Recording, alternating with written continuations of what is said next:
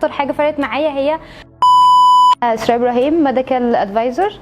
انا كنت حابه اشفت شغلي من السيلز للديجيتال ماركتنج، فكل الناس نصحتني الفيرست ستيب اللي المفروض اخدها هي السوشيال ميديا دبلومه، وكان قرار يعني صح جدا ان انا اخدته. انا صحابي خدوا الكورس هنا الديجيتال ماركتنج دبلومه واستفادوا جدا وقدروا ان هم يعني يلاقوا شغل في الديجيتال ماركتنج بسهوله.